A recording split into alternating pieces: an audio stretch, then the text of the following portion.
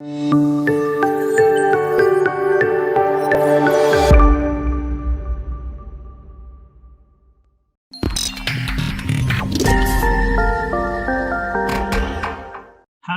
and welcome to Security Analysis, a weekly program on security issues, which is part of the Bharata First platform. I am UDAY BHASKAR. This program, as the name suggests, will review contemporary security matters in an informed and objective manner, the aim being to shed light. जहां हो सके किसी भी जटिल मुद्दे के ऊपर हम चाहते हैं कि रोशनी डालें और धूल नहीं. As they say in English, we do not want to have any kind of heat and dust. The idea is to shed light, to add to our understanding of developments that are relevant to the security and strategic domain, and in a modest manner, make some policy relevant suggestions about the way ahead. One hopes that this could be reviewed by the powers that be, since more often than not, security is a state-driven subject. This week, the focus is on the indigenization of India's military inventory. Now, as is well known, India is among the top tier of arms importers in the world. And this dependency induces significant national security vulnerabilities. It also puts a question mark on India's aspiration to acquire strategic autonomy. It is encouraging that a concerted attempt has been made in recent years to increase the indigenous component of the acquisition of military inventory. And towards this end, on Monday, that is May 31st, the government announced the second negative import list of 108 items. Now, there was a previous list, the first list, and now the combined total is 209. And what the latest directive from the government implies is that from now onwards, for any item which is on this list, the Indian military can acquire or purchase it only from indigenous sources. Now, what does this policy mean for the effectiveness of the military and for the indigenization drive in the long term? Will this latest initiative succeed where others have not made the requisite difference to imports? This is a complex subject, and to discuss it, we have a very eminent panel. Allow me to welcome and introduce Mr. Amit Kaushish. Till recently, he was the FADS, as it is called, the financial advisor in the Ministry of Defense. Someone I've known for a very long time, and he's been the equivalent of a guru when it comes to issues like the defense budget. More recently, he has written extensively on the defense procurement policies of the government. Welcome, Amit. Thank you. Let me also introduce and welcome Lieutenant General AJAY CHANDELE. Till recently, AJAY was the DGEME, the Director General of the Indian Army's principal technical arm, the EME. And for the record, I must add, AJAY and I joined the NDA in Khadakwasla in the same course, the 36th, in July 1966. So that's a little personal detour. Welcome, Ajay. And let me also welcome and introduce Air Vice Marshal Manmohan Bahadur. Currently, he is the Additional Director General of CAPS, that is the Center for Air Power Studies. He's a prolific writer and a very thoughtful commentator on national security issues, very active on social media. And for those who may not be aware, Manmohan is our Siachen pioneer. He landed the first chopper, the helicopter, on the Siachen Glacier. Welcome, Manmohan. Thank you, sir. Let me turn to you first, Mr. Kaushish. You have been in the MoD, FADS, and as I said, worked extensively on the DPP. What is your assessment of the latest order from the government as far as the negative list is concerned? And will it make the kind of difference that we seek? And even before you respond, let me put my head on the block and say that I have been a bit skeptical about the Indian effort to indigenize when the ecosystem, the larger national ecosystem, still needs a lot of infusion. But over to you, Mr. Kaushik, please. Thank you very much. I think to put it in very simple terms, there is nothing very new about this list which has come out, and even the earlier one. And more distressingly, the point is that it doesn't help any more than the steps which were taken in the past. Of course, I'm referring to the technology perspective and capability roadmap of 2013 and 18, which also had the same objective, namely to sensitize the Indian industry about the future requirement of the armed forces so that they could, prepare themselves and be ready to supply whatever the armed forces need. Of course, there's been no audit of those TPCRs, so one doesn't know really what has been the outcome. But I'm afraid that this one is in the same league, as it were, as the earlier TPCRs. But that's not the whole story. The problem is that it gives bare bones information. There is no information about the specification, the quantity, when is the MoD likely to come out with the RFP, etc., etc. Incidentally, which the TPCR 2018 did have that kind of information. I think that that was the kind of model which should have been followed. There is really no business case for investment in R&D and in ramping up the manufacturing capability and so on, which is what the government expects. Because there is uncertainty about, even if I invest in something, developing something, I don't know when the RFP comes out, whether the specifications that are asked in the RFP, whether I'll be able to meet those specifications. So, there's a lot of ambiguity about and brevity about these lists. For example, it talks about Sarvatra Kavach. Now, it could be anything. I mean, I know what it is, but the specification wise, number wise, etc. So there is a problem there. And then on the MoD side, I think also they have boxed themselves into a corner because the assumption is that when the embargo kicks in, the industry will be ready with the kind of product that they need. And I'm specifically referring to the specifications. And as it's very, very difficult to meet the specifications. There could be a problem there. And then, the MoD will be left with no choice but to seek waivers from this list.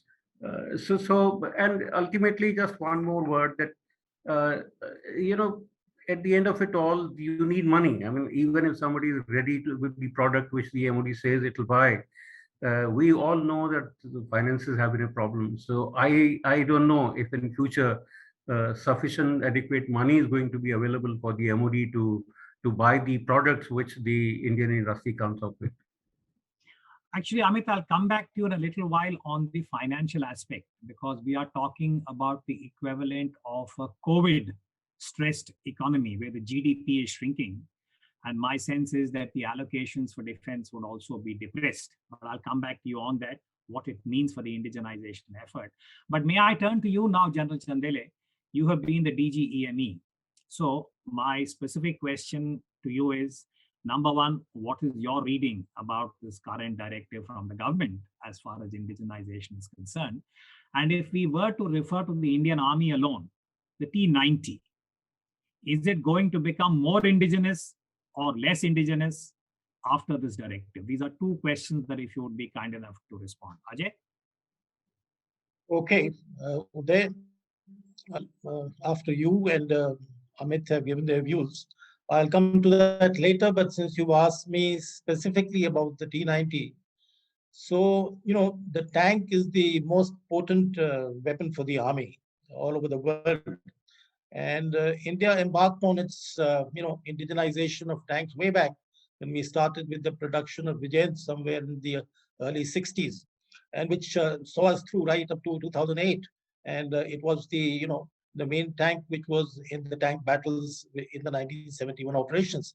Subsequently, we realized that Vijayanta couldn't last long enough, and then, of course, the technology needed to be upgraded. So we selected out of the contemporary tanks in the world, the Russian T-72, which we commenced license protection sometime in 1981, along with certain fully formed tanks also, which we received from Russia.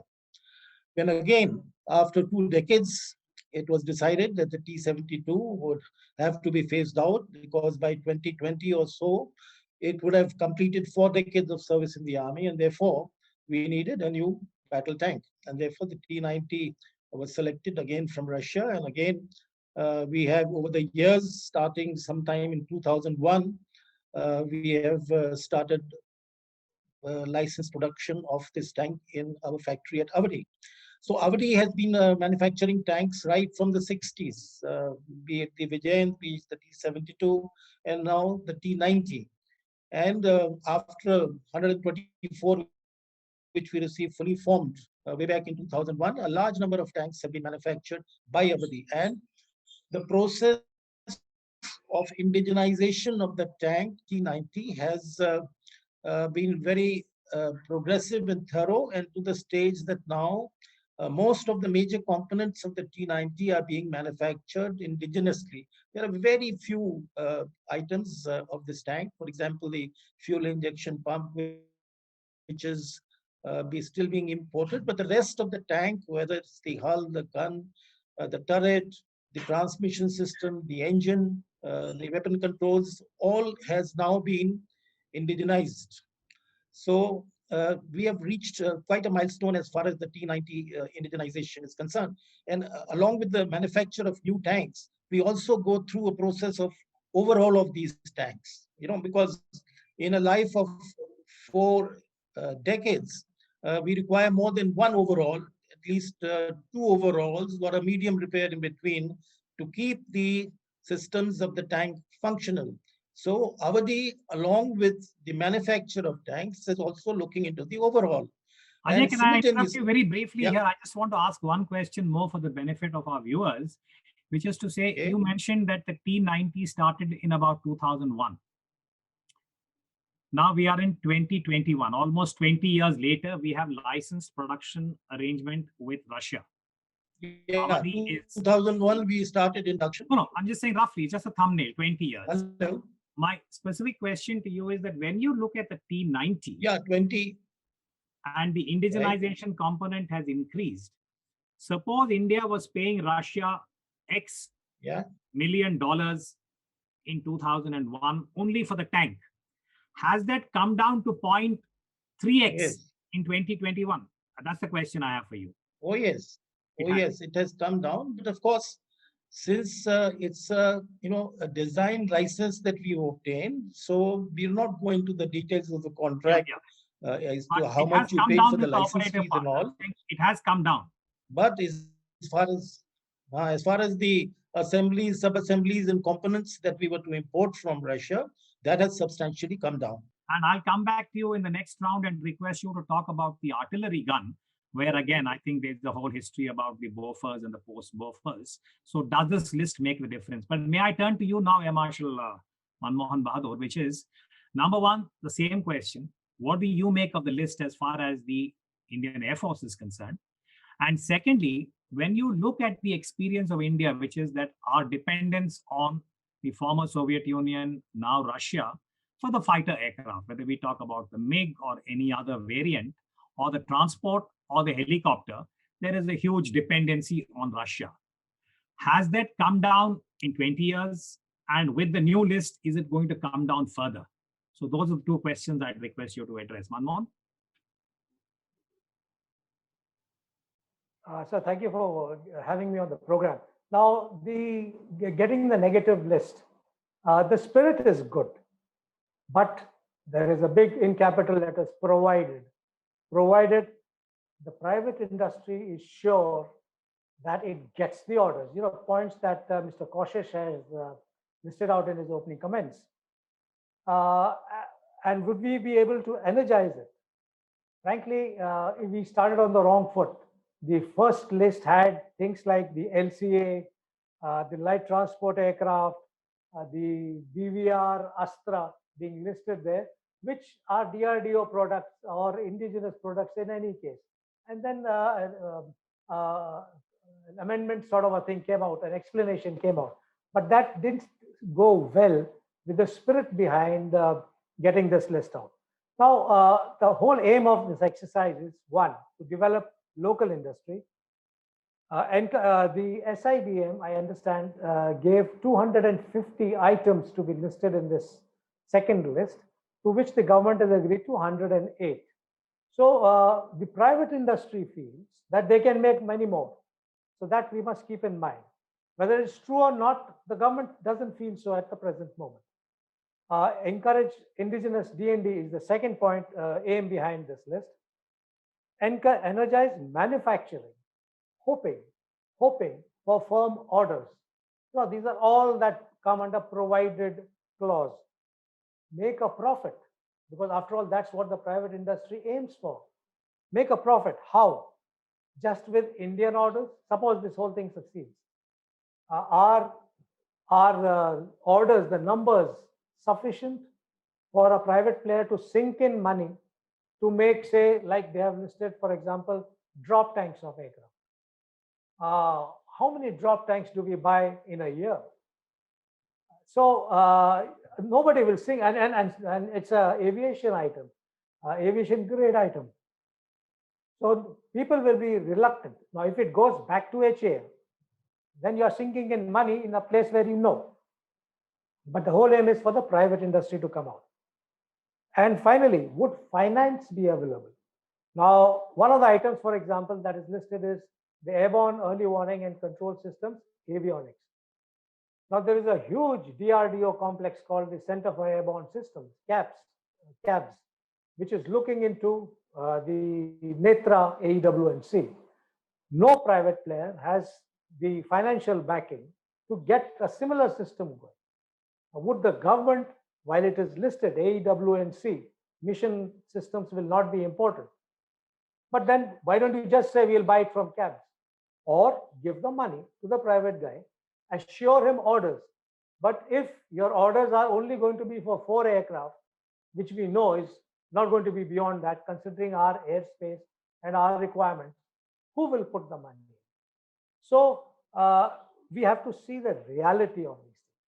Now, to your question of whether we have in the last few decades reduced our dependence on the Russian fighter imports, I'm afraid no, sir, because the Sukhoi, for example, 272, which forms the mainstay, 272 of them are part of the Air Force fleet, and we are possibly going to get a few more to make up for the aircraft which have crashed or met with an accident. So we would still be on the Sukhoi as the mainstay. There is the MiG-29, and we are planning to buy a squadron of MiG-29, or 2 of them, I think, from Russia, which has been mothballed. MiG-21s will continue for a little more time. Yes, we have the Jaguars, the Mirages, which will continue, and now the Rafales, but that's a very small number. So the Russian thing will not reduce. Before I turn to Mr. Kaushish again, I just want to add a little bit on the naval experience. We've had the Army, we've had the Air Force, and I just want to say from my modest understanding of what has happened in the Navy, that there has been, I would say, again, a reasonably successful effort as far as indigenization is concerned of warships. And the origins go back to the Leander as a frigate, which is roughly about 40 years, if not more. And what the Navy did was to invest in design. So we have a dedicated Directorate of Naval Design. Let me just say this, that from the naval perspective, that I think today, as a nation, India has acquired a creditable kind of capacity where we can design ships, we can build warships, but the ability to make the ship move, that is the propulsion, and make it fight, which is the sensors, the ordnance, etc., India is still dependent on the foreign supplier. So there is a dependency. That is the reality for the Navy. I'll come back to this later if time permits. But Mr. Kaushish, Amit, I want to come to you. The point Manmohan made, that when we talk about the private sector, would the government in its current review, and you have audited and commented on the DPP, is the government able to provide adequate incentives to the Indian private sector and also encourage them to identify strategic partners, maybe abroad, but come up with the kind of capacity we are seeking, because the objective is finally to reduce the dependency on imports and also have adequate credibility to design and manufacture in India. So is the private sector getting that support? That is my specific question. When we have COVID, when GDP is shrinking and all the other constraints are there. Amit sir? Yeah, see, in terms of financing, I don't think that big time finance is available, but I think the real incentive for the industry is, some kind of assurance that even if they raise their own capital, invest, and make a product, it will be bought by the Ministry of Defense, which is where I think the problem actually lies. To give you just a very broad idea of what I'm talking about 10 years back, say in 2010-11, the difference between what the services asked for in terms of budgetary support and what was allocated, it was about 23,000 crores, both revenue and capital put together. In the current year, it is 1,25,000 crores plus, of which about, I think 77,000 crores thereabouts is under the capital head. Now, if you don't have sufficient money, you cannot dole out any assurance, which in any case, even procedurally, it is slightly difficult to give assurance, long-term assurance of, you're placing orders on a company which develops a product. Now, this is exactly where the problem is. And as you know, in the last couple of years, there have been, even the Standing Committee on Defense has commented on this, that maybe the allocation is not sufficient even to meet the committed liability. Now, there is much talk about the non-lapsable pool of funds, which has been recommended by the 15th Finance Commission.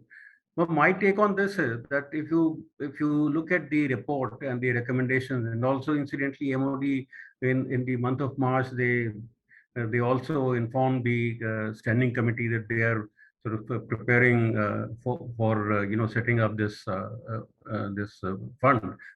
But the point is that bulk of the money for that so-called non-lapsable fund will come from the consolidated fund of India, which is, again, we come back to square one, which is where the problem is.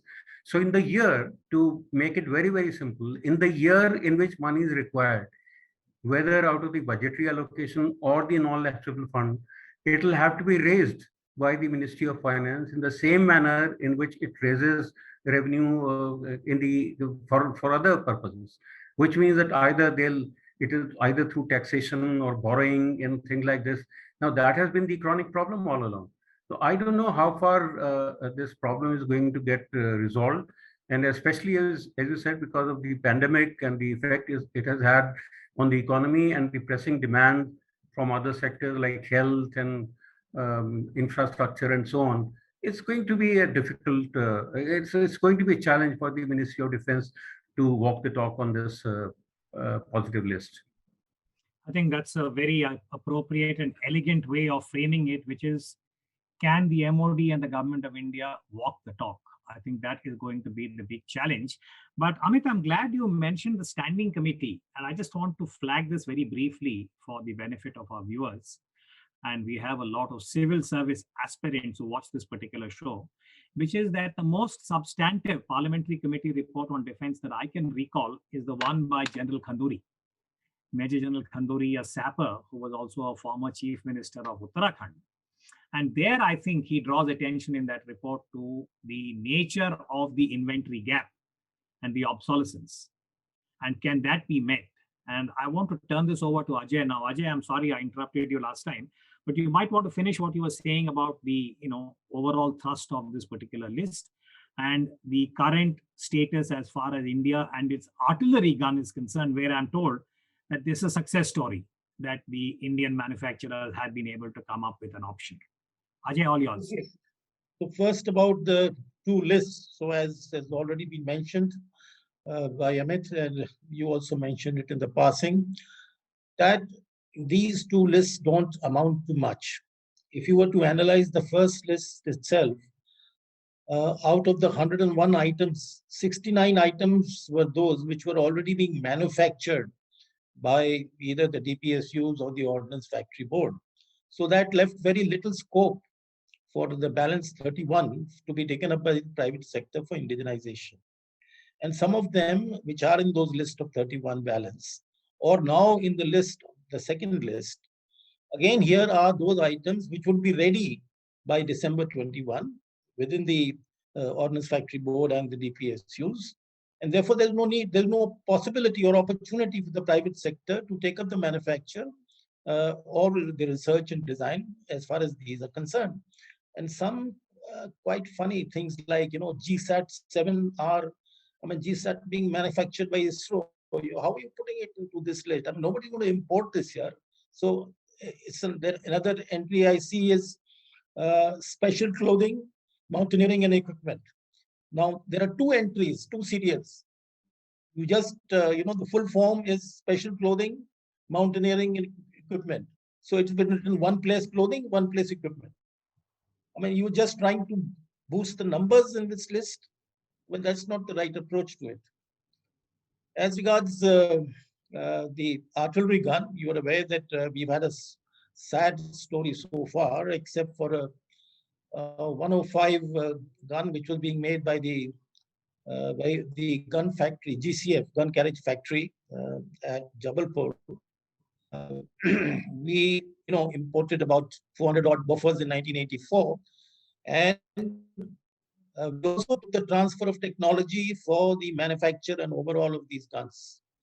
But somehow this was lost in the files somewhere. It was not taken up. And by the time a task force was nominated to carry out this exercise, buffers had been blacklisted. And then it was now a time when we were, buffers is now being phased out. So the indigenous development of the ATAGs, which was taken up, like you mentioned, it's been a success story, and orders are now through for this to be given to the army. Some hiccups remain because there are some issues. For example, the army feels the weight is a little more than the similar gun which could be imported. The costs also, this is costing about 16 to 17 crores a piece, whereas the imported version will cost just about 11 to 12 crores, but that is not material. If we are doing indigenization and we get this thing going from here, we can pay that extra price, but in the long run, because the overall, the maintenance of this, because it's not a short service item, which will remain in service for 3-4 decades at the minimum. And so therefore, the life cycle cost of that weapon will be much lower. Ajay, I just want to clarify a second, a very minor point. I'm coming back to you. Would it be right then to conclude that as far as the artillery is concerned, we had, as you said, the rather sad chapter of the Bofors, but now India is on the point of inducting an Indian designed, an Indian manufactured artillery gun. Would that be correct? Yes, we can say that. Yeah. We have reached there. It's a very good point, I think, and I think our viewers should know that the 155 mm Bofors is actually a sad chapter, I think, in India's overall procurement. And it is something that merits, I think. Oh, it was very good while it was in service. No, it was a good gun. I'm saying the induction and what happened later. Yes. The whole Bofors shadow, I think, cast a very dark kind of, again, shadow on procurement over the years. But as I said, that's a different story altogether. Manmohan, I'm coming back to you. Specific question. When we look at India's aviation industry and the Indian Air Force, the requirements, we've had challenges about the fighter aircraft, but India is not the only country. Many countries which have embarked on the fighter program have had challenges. But is it realistic to expect the Indian industry to come up even with something more modest, like say a transport aircraft? Is that something that could be considered over the next 5 to 10 years maybe? There are many other countries in the world that have gone down the transport aircraft route because there is also a domestic requirement. It's not just about military, but given India's size. So is this something that the policymakers, whether in Niti Aayog or in the MoD or other parts of the CCS maybe, can look at the transport aircraft as a challenge to be, taken up? So the point is, there needs to be a bigger, somebody taking a holistic view. Now, we've got the SARAS blueprint available. Yes, SARAS has had a problem. That's the 15 or 16 seater aircraft being made by NAL. Now there is HAL, there is NAL, which is under a different ministry. So, the basic blueprint of a small aircraft is available if it develops and goes up further. Our problem is either we'll make the top class or we'll make nothing. We don't want to take graduated steps.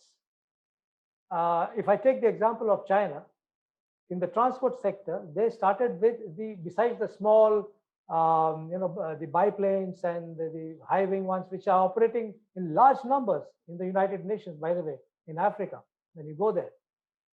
They started with the Asian Regional Jet, the ARJ, which is a 70-seater one. Now they have gone gradually, they are getting on to bigger ones, and now they are aiming for a twin aisle to challenge Boeing and Airbus. But this has been spread over 30 years, about almost 3 decades. So as far as transport aircraft is concerned, it is not a simple thing. When you get civilian, when you want to carry passengers, additional issues of airworthiness come in. Yes, it doesn't do aerobatics, fine, but there are other issues that come in. And designing an aircraft is challenging, whether it is a fighter aircraft or a helicopter, or every stream has its own challenges. So that's as far as the transport aircraft is concerned. On the helicopters, we are into that ALH 5-ton bracket.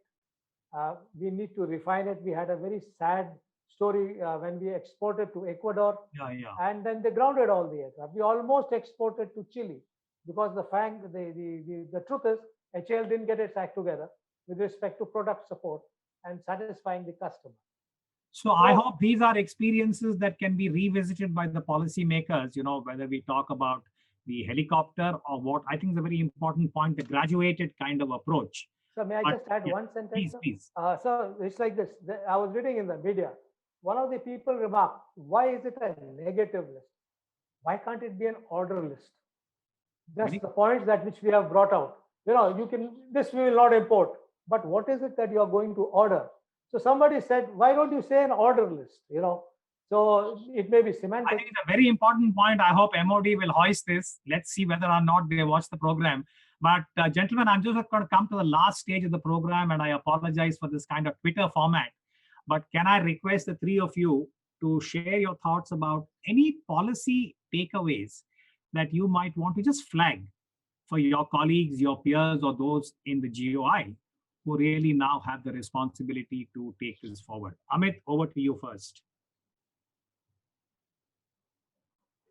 Yeah, very briefly, I think if we are looking at indigenization, and if you want to promote the Indian industry, then we have to do a couple of things. First, there has to be clarity about the policy on indigenization. There is no overarching policy. There is a policy for the DPSUs, which funnily says that the indigenization effort should invariably result in cost savings.